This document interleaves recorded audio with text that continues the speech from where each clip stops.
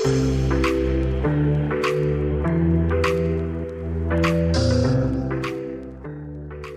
dethroners, welcome back to the Dethroning Your Inner Critic podcast.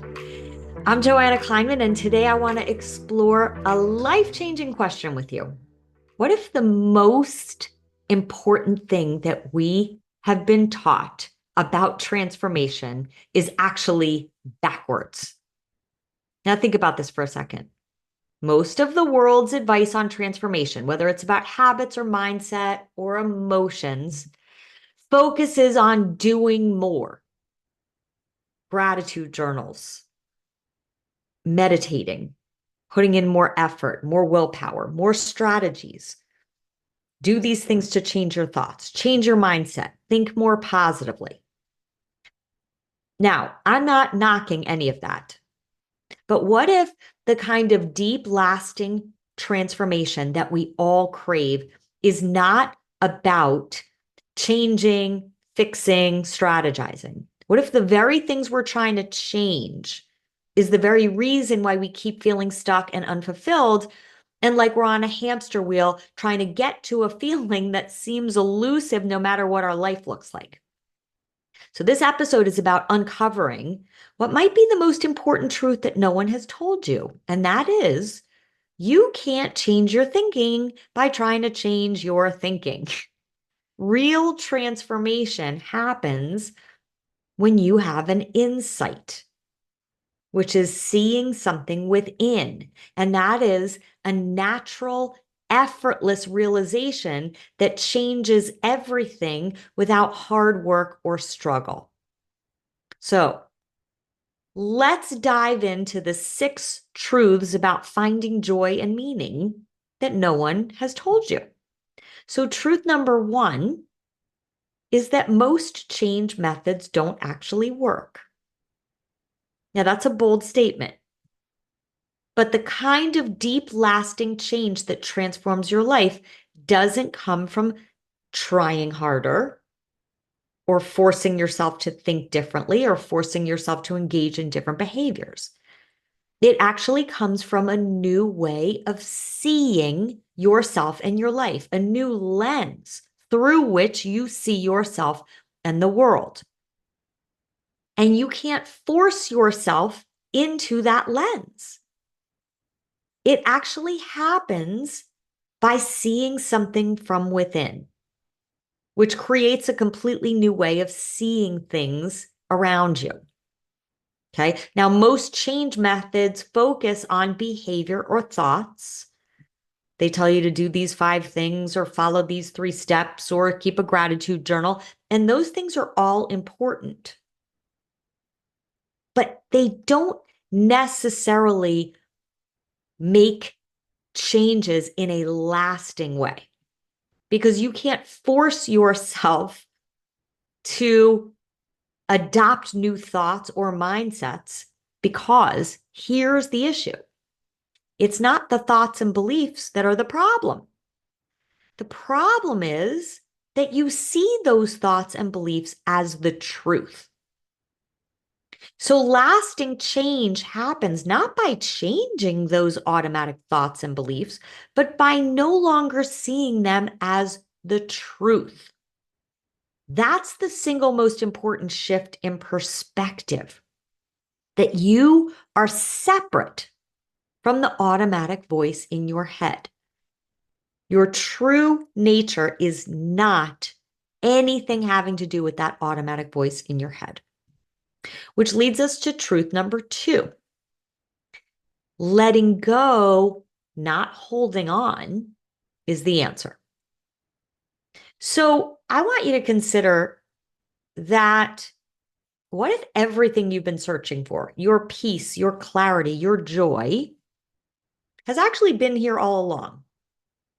Because the truth is, we already have everything that we need. We are already in freedom, in joy, in peace. And I get it. It doesn't feel that way. And it doesn't feel that way because you've been identifying with your thoughts. So take a moment to consider this. Right this very moment at your core, You already are peace of mind, love, and clarity. That is already your true, essential, authentic self. But when you get caught up in that automatic thinking, your mind spins stories about everything. It'll tell you stories about other people. It'll tell you stories about what you need and what you don't need and what you need to fix and what habits you need to change. It'll give you stories about your past. It'll give you fears about your future. Now, this is exactly what your automatic mind does. 95% of the time, it's running the show. And this is where your suffering comes from. It's not from your circumstances, it's not from life itself. Your suffering comes from believing the stories your automatic mind tells you about your life and other people and where you should be in life and where you shouldn't be and what's good and what's bad and what's supposed to be and what's not supposed to be. And all of these thoughts aren't you. They're actually just passing through you. Now, without recognizing it, you cling to them. You make it personal. And that's when you feel stuck. It's not just that you make these thoughts personal, it's that the meaning that you assign to those thoughts feels so real because it's the same old meaning that your automatic mind has been assigning for most of your life without you even realizing it. So think about the last time you were really upset with someone. If you look beneath the surface of your upset, can you see that what truly bothered you was some feeling of hurt? Maybe you felt disrespected. Maybe you felt disregarded. Some kind of hurt. Now, for those feelings to arise, they had to already exist within your automatic mind. The event, whatever the person said or did, simply triggered a deeper pain that was already there, buried in your unconscious mind. So your worry, your fear, your insecurity, all of those things are all connected to this deeper hidden pain. Now, this is where the N step of the mind method comes in, which is neutralize the never-ending message. When you let go of your identification with that old looping message, you stop making your circumstances mean something that they don't mean. Now, this shift alone can transform your entire experience of your life. And it's not about changing what's happening around you. It's about seeing through the lens of a different mind, not seeing through the lens of your automatic mind. Once you notice, wait a minute, I'm seeing this through the lens of my automatic mind, and you let go of that way of thinking and that way of seeing, that's how you discover a piece that's actually been there all along, because you are now separate from your automatic mind. Which leads us to truth number 3. Insight happens when you let go. So instead of asking yourself, what do I need to change? How about asking yourself, what can I let go of? What if change happens when I let go of identifying with my automatic mind? Now, I call that unhooking from your automatic mind, and that happens moment by moment by moment. It's not a one and done thing. Now, neuroscience shows us that the brain is a pattern making machine. So our brain actually creates habits and beliefs to simplify life, to conserve energy. But that's the kicker. Those patterns aren't who you are. They're just your brain doing its job. So when you stop identifying with those patterns, when you see them for what they are, they lose their grip. Now, here's the beautiful thing. That way of seeing is not something that you force. It happens naturally when you allow your automatic mind to be what it is, and you stop trying to fix it and change it and force it to be different. When you stop trying to control your automatic thoughts and feelings.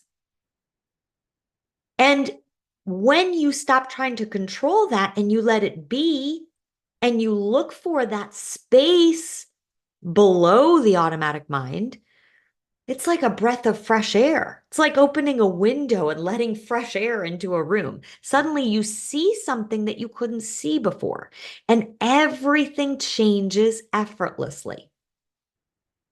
Which brings us to truth number 4. Peace emerges when thought stops. So have you ever noticed what happens during a walk in nature or when you're really absorbed in a hobby? So for a moment, your problems disappear. Now, it's not that they're solved, but in that moment when you're just present, your problems simply cease to exist in that moment. So when the constant chatter of your mind is somehow broken momentarily, right? Even if it's just for a moment, something remarkable happens. That problem that once seemed overwhelming fades away. Again, it just doesn't exist in the absence of that thought. So in those quiet spaces, you experience your true nature, which is calm, having clarity, having peace. Now, this is why meditation can be a beautiful practice. This is why journaling can be a beautiful practice. But the insights are in the space in between the thoughts. That's where you find the essence of who you are. That's your true authentic self. And that authentic self is always present beneath the noise of your automatic mind. Right? And that's how you get to feel more alive, more connected to the self that you want to be. And that's how you start to recognize that the peace that you're searching for doesn't need to be created outside yourself. It's already there waiting for you to notice it. And that's because our suffering only lives in thought. Okay? When we stop engaging with the automatic chatter, even if it's screaming at us, when we stop aligning ourselves with it, we feel better.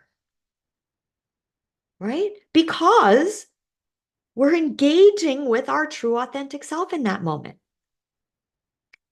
So let's have a little fun with this, okay? I want you to get curious. What is hanging out in the space between your thoughts? Right? If you're not thinking, you don't suddenly vanish into thin air. Okay? Now here's the thing. It can feel a little weird because you're so used to thinking. You're so used to overthinking. You're so used to worrying. You're so used to plotting your next move that when you're not doing those things, it's like, wait a second. Am I forgetting something? What's happening here? Or is the shoe about to drop? Right? Is life going to come crashing down around me? Now, this is where your automatic mind revs up. Okay?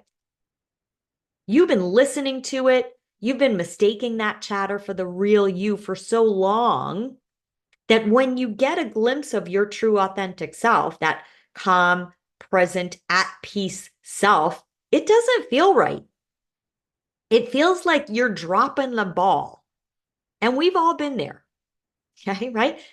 You're having a moment, you're finally feeling peaceful, you're finally feeling relaxed, you're sort of in the moment, and then all of a sudden your mind just chimes in, right? And kind of sucks you back and saying, no, don't get too comfortable. You got to think about things. You got to overthink about things. You got to strategize. You got to strive. You got to force. You got to make sure everybody likes you. You got to make sure nobody's disappointed in you. You got to make sure you don't fail. You got to make sure that you meet all of the ideal expectations that you've set for yourself. Right? So it's kind of a hilarious twist, okay? Because we say we want peace and we want joy and we want presence, but the minute we get a taste of it, we're like, no, that doesn't feel good. Can we go back to worrying? Because that feels better. That feels like I'm doing something. How messed up is that? It's like craving dessert all day, and when somebody finally hands you the most delicious piece of your favorite cake, you're like, nah, I'm just going to stick with my broccoli flavored anxiety right now. Thanks anyway. Okay. But that's just your automatic mind doing its thing, doing its job. And the more you see it for the illusion that it is, the more that you can actually lean into that joy and peace that's been waiting for you all along. Now that leads us to truth number 5. Suffering is our most powerful guide. Now, most of us see suffering, whether it's anxiety or insecurity or habits we want to break, as a flashing neon sign that something is fundamentally wrong. But what if that's a flashing neon sign that actually says your suffering isn't a problem? It's actually a guide that's pointing you back to your true self. See, when you feel stuck or overwhelmed or caught in overthinking, again, it's not because something is wrong with you. It's because you're identifying with your automatic mind. You're identifying with a thought that you've thought many times before, a belief that you've had many, many times before, a feeling that you felt many, many times before, and you keep mistaking it for the truth of who you are. So your suffering is like this, kind of gentle nudge, a loving reminder, we could say, that you're clinging to something that's actually not based in reality. It's not real. There's an acronym of fear that says false evidence appearing real. That's what you're clinging to. Now, this is where the mind method comes in. The I step is to investigate the indication signs. That's the neon blinking sign. Your suffering is an indication sign that invites you to explore what your suffering is trying to show you. And the M step of the mind method, meet your automatic mind, is showing you what your automatic mind is saying. So the suffering points you to meet your automatic mind, to meet the habits of thought and beliefs that have been running the show. Right? Imagine you're holding on to a riverbank with all your might, and you're like, I'm not going to let this current carry me away. I'm going to hold on, right? But you're exhausted and you're frustrated, and you're convinced that if you just let go, you're going to be swept away and you're going to die. But the truth is that that river isn't trying to drown you. It's trying to carry you somewhere new. And suffering is the tension you feel from holding on and resisting what the suffering is trying to show you, resisting that natural flow. Your thoughts and emotions from that automatic mind are like that river, okay? They're always in motion. You're always having those automatic thoughts and automatic beliefs and automatic feelings, always. So when you cling to them and you try to control them, or you try and resist them, or you try and numb yourself from them, or you try and change them or fix them or make them go away or distract yourself from them, you're in suffering. When you let go and let them be and let them, right? Let that automatic mind just blah, blah, blah, you discover that that mind can just keep speaking to you. And even though it's uncomfortable, it's not as scary as it seemed. In fact, It's carrying you to clarity and peace and freedom. Suffering is not the sign that you're broken. It's your guide inviting you to let go of the illusion that your thoughts define you. And the moment that you see your suffering from what it is, which is a sign that you're identifying with your automatic mind, you're free to let the current take you. And from that place of flow, life feels a whole lot lighter. Which leads us to truth number 6. Life is happening through you, not by you. See, your automatic mind is a master storyteller, always trying to take credit for everything, for your choices and your behaviors and your successes, and even trying to take credit for your peace of mind. But if you pause for a minute, you can ask yourself this. Do I consciously make my heart beat? Do I consciously tell my lungs to breathe? Of course you don't, right? You actually have nothing to do with those functions of your body.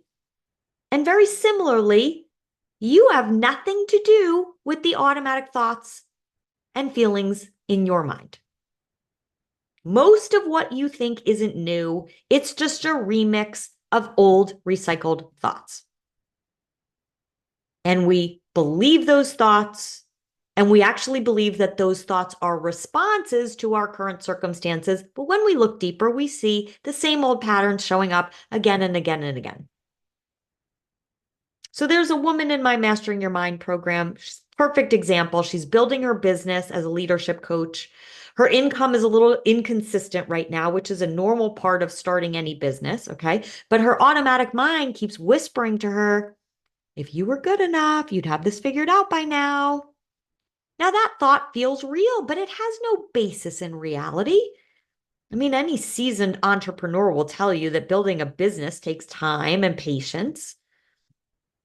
So when we dug deeper, she realized she's had that same thought before many, many times. In middle school, it showed up as I'm not good enough when she didn't get the grades she wanted. And in high school, it showed up when the boy she liked started dating someone else. And then in her career, it showed up when she was passed over for a promotion. And as a mom, it showed up whenever she doubted her parenting skills. That thought isn't tied to her circumstances. It's just her automatic mind doing what it's always done, recycling the same narrative no matter the situation. But here's the freeing part. When you watch this mental commentary without getting caught up in it, you begin to see the truth. That life isn't something for you to control. It's something that's flowing through you. Every challenge, every setback, every hardship is an opportunity for your growth. Today's big problem is going to be tomorrow's distant memory. And that distant memory leaves no lasting impact on your life unless you cling to it.